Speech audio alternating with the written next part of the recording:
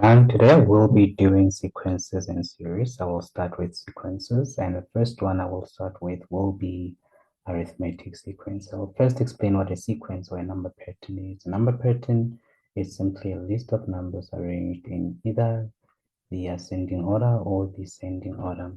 Let's just study a couple of number patterns first.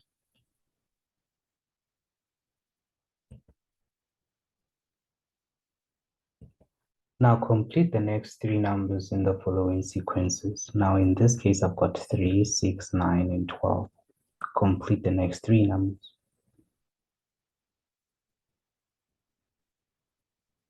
You'll realize to move from 3 to 6, you have to add 3. And for you to move from 6 to 9, you have to add 3. So you keep on adding 3 to get the next term. In this case, please note that the next term will be 15. When you add 3 to that 12, you'll get 15. And when you add 3 to 15, you will simply get 18. Now let's check number 2. We have negative and million, and then we have negative 100,000 and negative 10,000. You'll realize that your number pattern, the second number pattern, is decreasing, but we are not subtracting a constant number. Instead of subtracting, we're actually dividing. Okay. And the last one, we normally call it a Fibonacci sequence, where to get the next term, you just had to add the last two terms. Okay, so for you to get the next term, you have to add the last two terms. That's what we call a Fibonacci sequence. Okay, let's just check the solutions quickly. For the first one, the next three terms will be 15, 18, and 21. And with respect to number 2, you'll realize that all you're doing there, it's simply to divide by 10. Okay, when you divide by 10, let me just check what you're dividing by here. To get 100,000 from a million.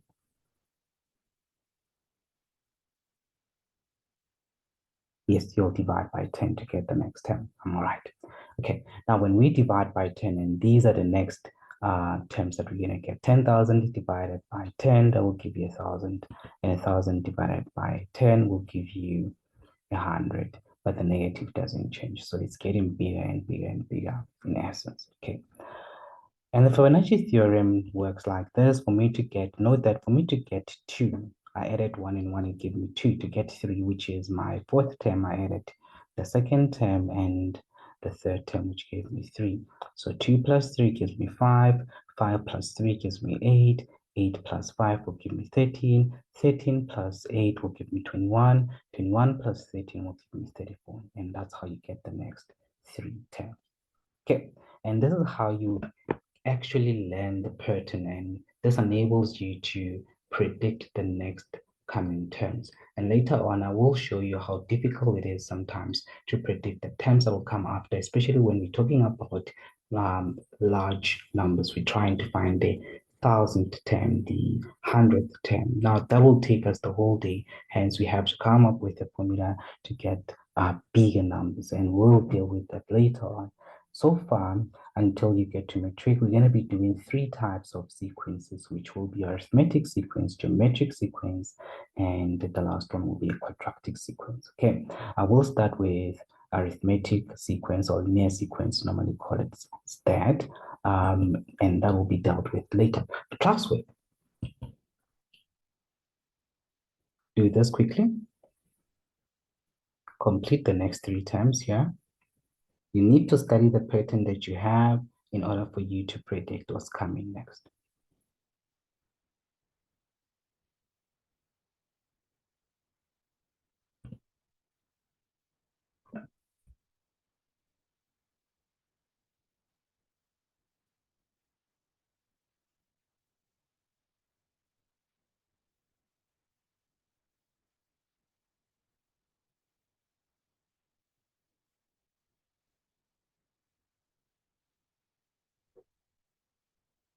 Okay, let's see if you got them right. Here are the solutions.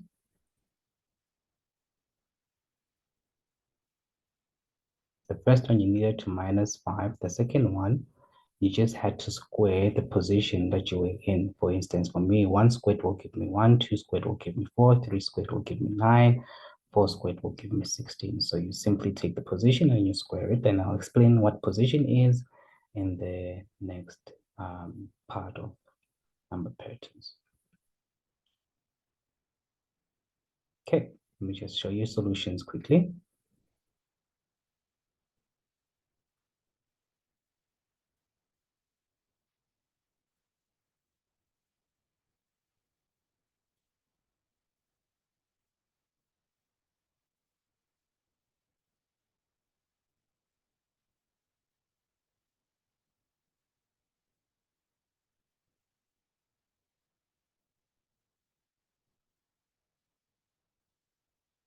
All right, let's move on. I will simply be explaining arithmetic sequence in detail. Now, what is an arithmetic sequence and how do we find the general term? I will simply give you the general term. I won't explain how I found the general term. I will explain it when we do sequences, well, the series is later on. Now, when it comes to number patterns or sequence, in this case, we're dealing with arithmetic sequence. We said earlier on, a number pattern or a sequence is a list of numbers arranged in either ascending or descending order. Remember that definition because it's very important. They are arranged in ascending position, that is from the lowest to the highest. Okay. Note that the position will always be a natural number. So the lowest natural number will be 1 up to whatever number we have, the highest natural number we've got. That is with respect to the given sequence. Okay, please note that the position must always be a natural number. An arithmetic sequence is a sequence linked by addition or subtraction, and that is addition or subtraction of a constant value. So for you to get the next term, you simply keep on adding a constant value. Okay.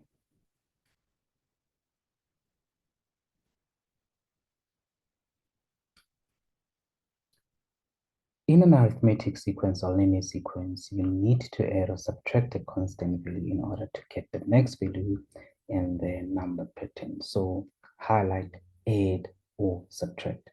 So when it comes to linear sequence or arithmetic sequence, it's either you add or subtract to get the next term.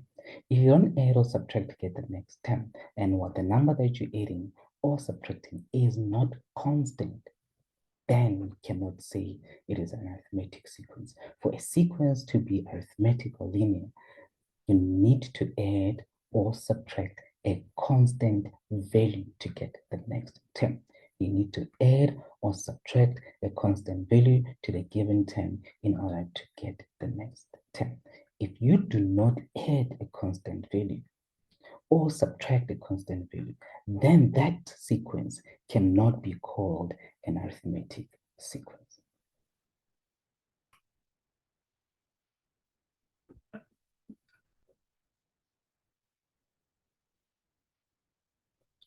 Now, this is the general term of an arithmetic sequence, and I will simply break it down for you. Please note that it's Tn. Tn is the value of the term, and we've got A there. A is what we call the first term of the sequence, and N is the position, and D is what we call the common difference. Note that your position cannot be negative.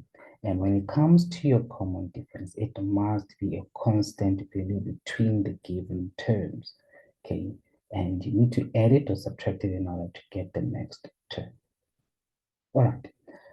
Note that this common difference is found by taking the second term minus the first term, or simply taking the third term minus the second term, or the fourth term minus the third term, or the fifth term minus the fourth term. And it must always give you a constant value for that particular sequence that you're dealing with.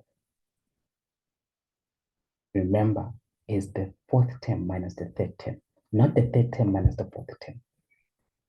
It is the fourth term minus the third term, or the second term minus the first term, or the fifth term minus the fourth term. It is not the other way around. You start with the highest position, with the term that is in the highest position, you minus the term before it, which is in the lowest position.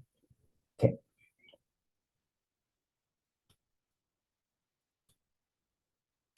Now, the difference between terms in an arithmetic sequence must always be the same, okay? So when you find your common difference is always T2 minus T1, or T3 minus T2, or T4 minus T3, It can never be T1 minus T2. Understand that. Please do not make that mistake. Okay, let's check the sequence here. I need you to study the sequence and tell me what type of sequence is this. Does this sequence qualify to be an arithmetic or linear sequence? I will start explaining a couple of things first. The first term, which we normally call T1, will be 3. The second term will be T2. Note T2 stands for term 2, will be 8. And the third term, which is term 3, will be 13. Remember, for me to determine the general term, I need the value of A and I also need the value of D. That's all I need to determine the general term. A general term is simply a general formula that enables me to find the value of any term given the position or the value of any position given the term. Okay. Now, how do we determine the general term? We know that this is the formula for finding the general term. Where there is A, what are we going to substitute? Remember, I said A is the first term. So T1 is 3, which is the same as A. So where there is A, I will simply substitute 3. But for me to be able to find D, I need to do a small calculation. In this case, for me to find D, I will simply say T2 minus T1. So T2 is 8. 8 minus 3, that will give me 5, which gives me my common difference. So my common difference here will be 5.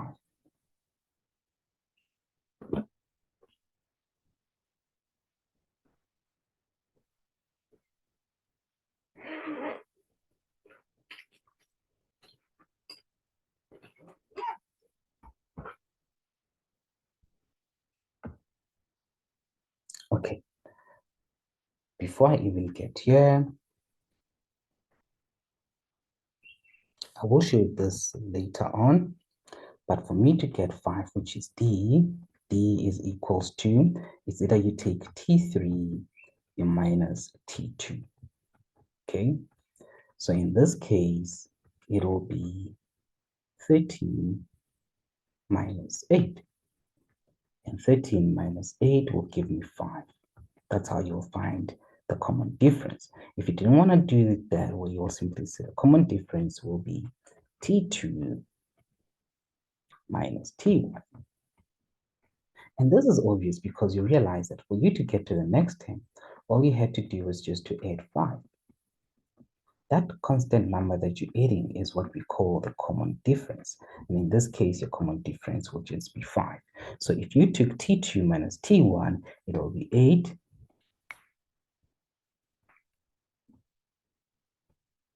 minus 3.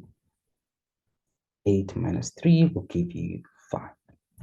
So it'll still give you a constant value, which becomes your common difference. Note that the common difference is a constant value that you add or subtract in order to get the next term. And that's what makes a sequence to be arithmetic, when you add or subtract a constant value.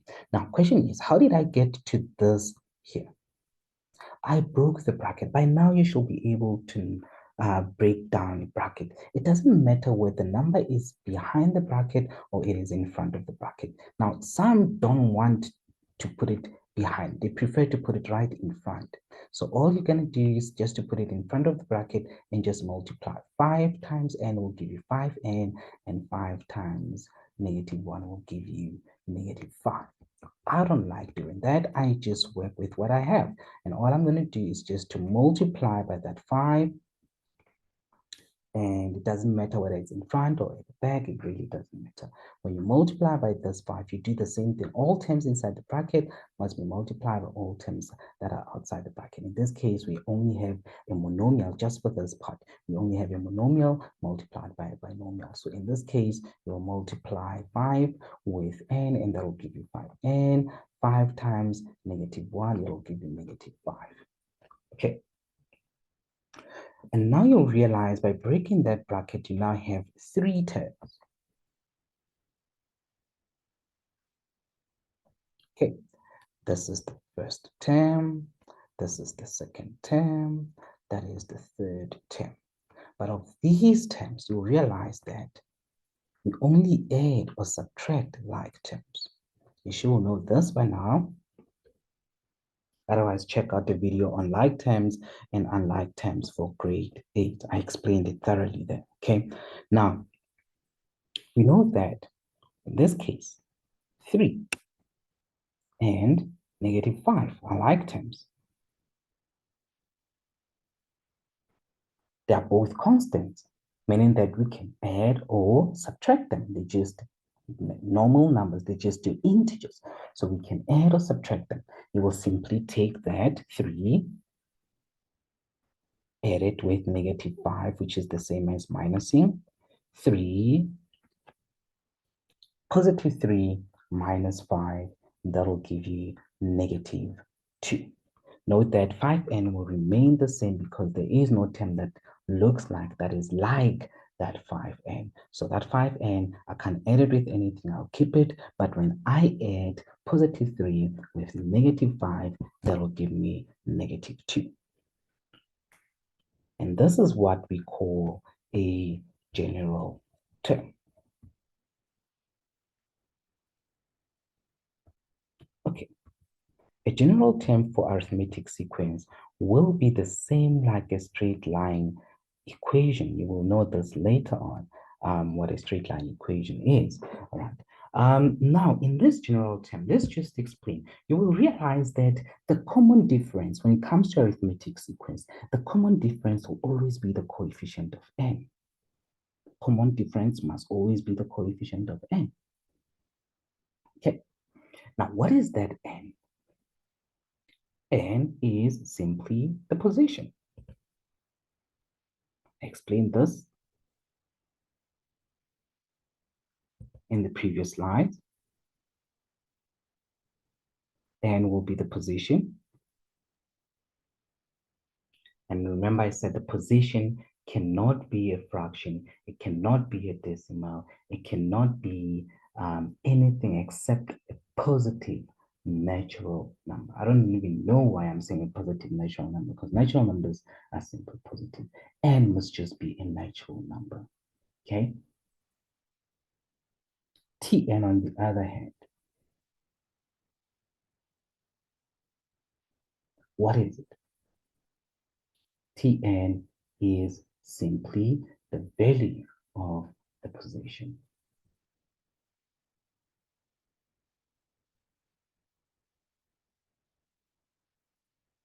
Okay.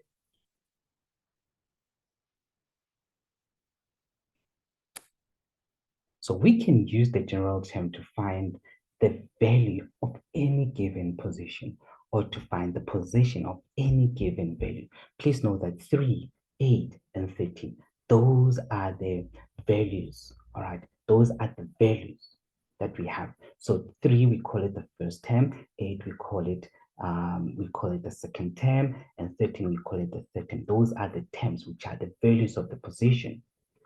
But the position of 3 is 1. The position of 8 is 2. The position of 13 is 3. So that is the difference between the value of the position and the position. Okay. For instance, if I want to find the third term, so it means that 3, I'm simply telling you that 3 is the position. So we know that n will be 3. So if I want to find the third term, I'm going to take the general term, which was Tn is equals to 5n minus 2. But where there is n, I will substitute 3. Again, if you're struggling with substitutions, please check out a video on like and unlike terms where I explain what substitution is. Okay, substitution is a replacing a certain value with a certain value. Okay, let me just give you an example. Like for instance, we have Tn is equals to 5n minus 2. Here I'm simply saying where there is n, everywhere there is n, we just substitute 3. And you realize that now I no longer have Tn, where there is n, I will have 3. So I have T3 is equals to 5. Again, where there is n, I substituted 3. And then I close the bracket minus 2. I'll end up having whatever I have on the left-hand side, which is 10, 3. I can't touch it, but I can simplify what is on the right-hand side. I will take 5 multiplied by 3, and that will give me 50. And then what is 15 minus 2? 15 minus 2 will just give you 13. So term 3 is equals to 13. So this shows you that your general term is actually accurate, because when you go back to the previous slide, you realize that in the third position, the term that was given was 13. It simply means that in the third position, the value of the term will be 13. So it is accurate. So we can use this general term to find any value of that particular sequence given a position. If we want the value of the fourth term, which you could have easily done by adding 5 to the third term. So if I want the fourth term, it means that n will be equal to 4.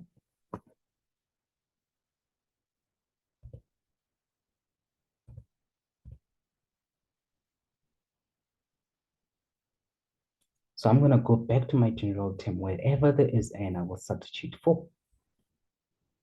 5 times 4 will give me 20. 20 minus 2 will give me 18. This simply means that in the fourth position, the value of the term will be 30. Let's move on to the next one. If I want the fifth term, it means that 5 is the position, so n will be 5. Wherever there's n, I will just substitute 5. 5 times 5 will give you 25. 25 minus 2, that will be 23. So in the fifth term, we're going to have 23. In the fifth position, we're going to have 23. So in the fifth position, the value of the term will be 23.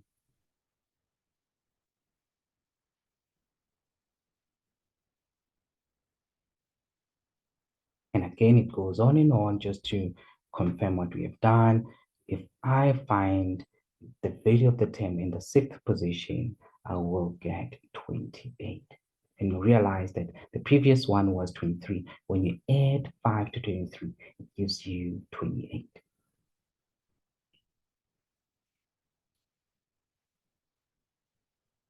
It's easy to find the value of small positions, but what if I gave you a bigger position, where your big position in this case will be 100? Do you realize that you can't keep on eating 5, 5, 5, 5, 5, 5 until you get to the 100th term? In this case, you don't have a choice, but you have to use the general term, where I simply tell you that 100 is the position, so n will be 100. You go back to your general term, where there is n, you will simply substitute 100. So T100 will be 500 minus 2, which is 498. This simply means that in the 100th position, the value of the term will be 498.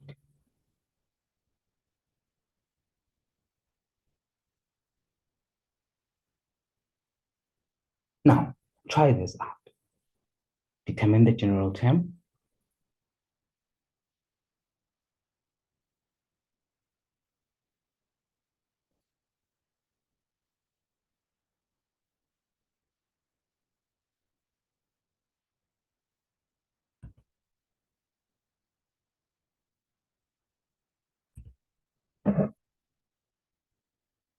Remember, for you to be able to do anything, you write the general term formula down. And I said you need two things. You need the value of A, you also need the value of D. You know that the first term is 16, the second term is 12, the third term is 8. And by now you should realize that as the number of positions go up, your terms are getting smaller and smaller and smaller. So to move to the next term, we're actually subtracting here. And we are subtracting, for it to be arithmetic, we need to subtract a constant value. So you need to check if you're subtracting a constant value. You simply take the value of the term, you minus the previous term. So in this case, obviously, I've got nothing before 16, but I have something before 12. I'll simply take 12 minus 16. How much does that give me? It gives me -4. And 8 minus 12, that will simply give me negative 4 again. Note that for me to move from 16 to 12, I minus 4. So 16 minus 4 will give me 12. And then 12 minus 4 will give me 8. And the next value will be 8 minus 4, which is 4. And the next value will be 4 minus 4, which is 0. On and on and on and on. It goes on and on just like that. Okay, so that number that we are subtracting, we call it a common difference. It must be a constant value that we are subtracting, and in this case, it will be a common difference. Okay. What is our first term? Our first term, we did say it's 16, which is the first term of the sequence. For me to find the common difference, I will simply take 12 minus 16. Someone could have taken 8 minus 12. It's still the same thing as long as you get that constant value, which is negative 4. Okay, and I did show you how to get that negative 4. You just ask yourself, for me to move from 16 to 12, what must I do? Minus 4. For me to move from 12 to 8, what must I do? I minus 4, minus, not plus, minus 4. So that minus 4 is the value of D. So we know that the first term will be 16 and the value of D will be minus 4. Otherwise, traditionally, that's how you will calculate D. You take term 2 minus term 1 or term 3 minus term 2. It can't be the other way around. You can't say term 2 minus term 3. That's the mistake that people make. They end up taking 12 minus 8 to get the common difference, and that is wrong. It's supposed to be a higher position minus a term in the lower position, which is the previous term. In this case, if the highest position is 3, so you will take the term in the third position is 8. So you need to minus a term that is in the second position, which will be 12. 8 minus 12 will give you 4. Or you simply take 12 minus 16, which will give you negative 4. Okay, it's negative. That negative is very, very important. Now, at this stage, I will simply break the bracket by multiplying all terms that are inside the bracket by that term that is outside the bracket. So I will simply take negative 4 times n, it'll give me negative n, and negative 4 times negative 1, it'll give me positive 4. So I will end up having 16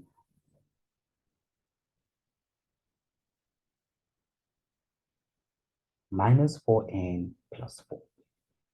These are like terms, so I can add them. What is 16 plus 4? 16 plus 4 will give us 20. That minus 4n, there's nothing we can add it with, so it'll stay the same. So I'll end up having 4n, negative 4n plus 20, or you can write it as 20 minus 4n. It's totally up to you.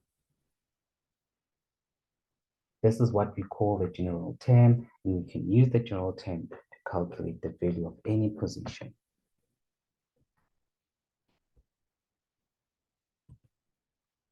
Remember, n is the position, Tn is the value of the position.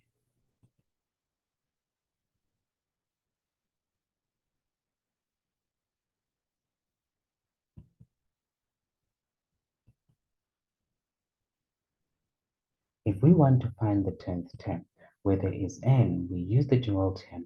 Remember, it was minus 4n plus 20. Where there is n, you just substitute term. So it'll be t term is equals to negative 4, and where there is n, you substitute that term. And that will simply give you negative 40 plus 20, and that will give you negative 20. So T10 is equals to negative 20. This simply means that in the 10th position, the value of the term will be negative 20.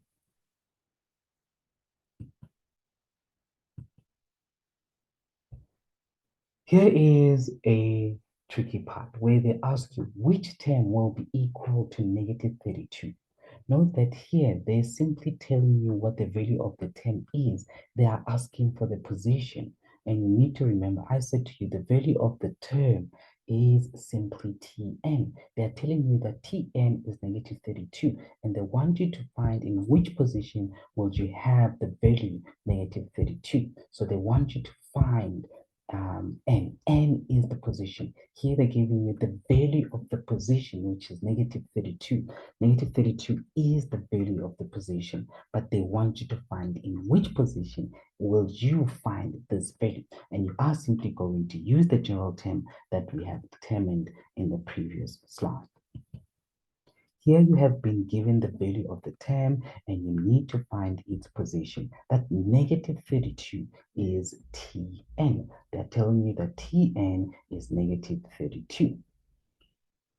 So you will simply use the general term that we have determined in the previous slides, which was Tn is equals to negative 4n plus 20, where there is Tn. You substitute negative 32, and then you solve for n.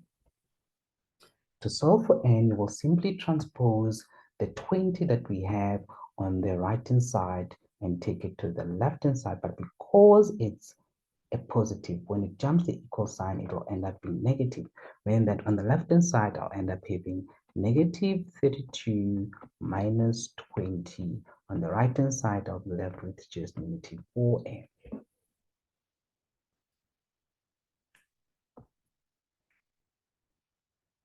Negative 32 minus 20, how much will that give you?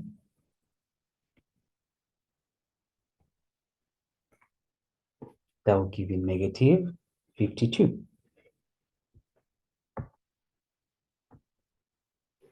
So I have negative 52 is equals to negative 4n. You divide both sides by n and will be 30. Note that whatever you find as the value of n must be a natural number. Is 13 a natural number? Yes, it is. It is a natural number. Note that the value of n cannot be an integer, any other integer.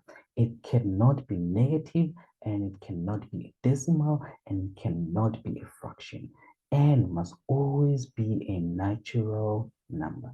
Tn can be any value. However, n must always be a natural number. Remember I said n represents a position. Imagine me asking you, in which position are you? Let's say you're queuing at the bank and I'm asking you, in which position are you? And then you say, I'm in position negative 50. We don't have a negative position. Or I'm in position 2.5. No, it's either you're in position 3 or 2. There's no 2.5. Okay, so whatever position you are in, it must always be a natural number.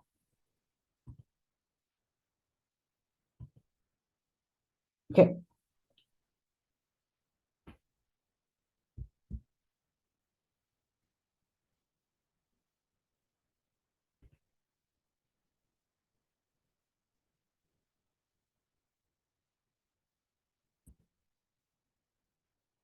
Try this on your own. You're given this sequence. You need to determine the general term.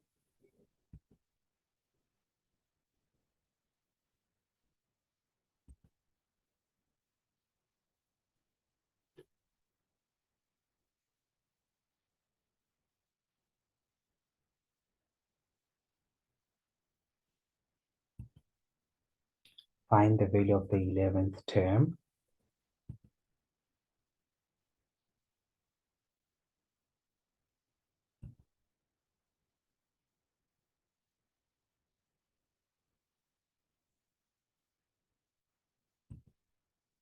And which term will be equal to 21.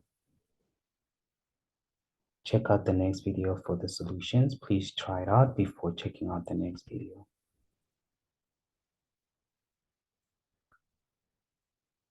Please hit the like button and subscribe to the channel for you to be able to be notified whenever I post any videos.